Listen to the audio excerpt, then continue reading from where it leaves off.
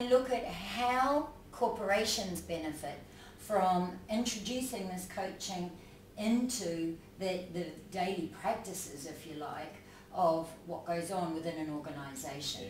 Can you tell me and share with us a little bit, Alan, on where this has the best impact, the most benefit? Yeah, well, if I just give a little bit of a backdrop to that first up, MJ, because I think the fast pace of the business world these days means that many people in corporations are making a whole range of complex decisions in very short time frames and extremely busy. And what's often missing in the workplace is a chance to talk things through with colleagues. Right, yeah. And many things pile up with people. It's easy to get stressed, to begin to doubt whether you're doing the right thing. And the coach has become increasingly relevant, I think, as not only as a sounding board, but as someone that can help people generate new and more powerful insights for themselves. Is it goal driven and is it going to push people towards a different expectation? Well, goals are very much an important part of coaching, and yet coaching is a bit more than goals as well, because Right. sometimes people just don't know what they don't know. Tell us a little bit about the technique of making requests in a corporate context. Yeah, well, requests are at the heart of how corporations function. Because of the specialised knowledge that people now have, they're continually required to call on each other for assistance. And without that cooperation, productivity suffers, things slow down, decisions don't get made, potentially customers are lost.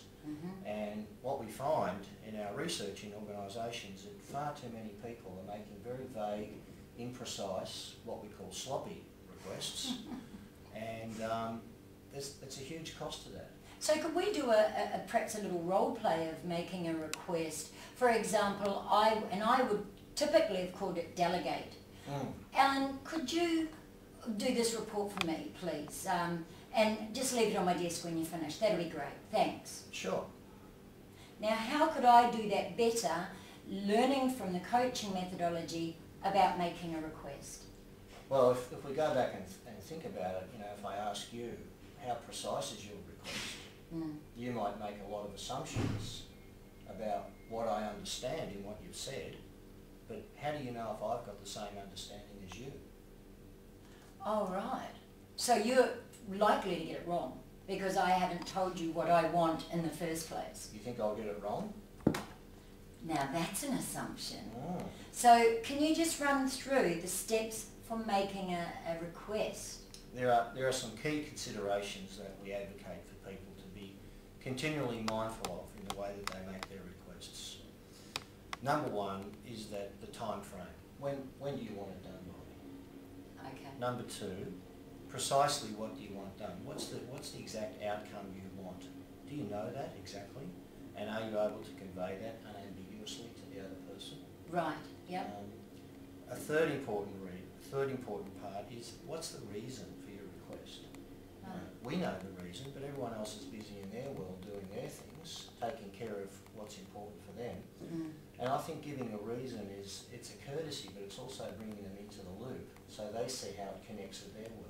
Oh, okay, right, okay. So setting the basis, if you like. Yeah, we call that setting the context in a sort of a technical speak. Right. For it.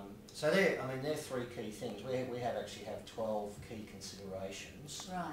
And we don't expect that every time someone makes a request they'll have like a plastic card and they look at the card. But with practice, this becomes an ingrained way of how people operate in organisations, because what we miss is that so much of organisations is about conversations. That's how work gets done. And requests are such an integral part of conversations. And without precision there, we're leaving things to chance, hoping we'll get the outcomes we want, but we're very imprecise. And what we don't understand is that conversations are a core business process and a practice. Right. So by using ontological coaching to improve our conversations and the purpose of why we get other people to do things for us, we can use the method from ontological coaching of making requests. and using a methodology that is going to get the results and meet our expectations. What a great idea. That will remove some of the problems I've been having getting my staff to do things. Thanks, Anna. Okay.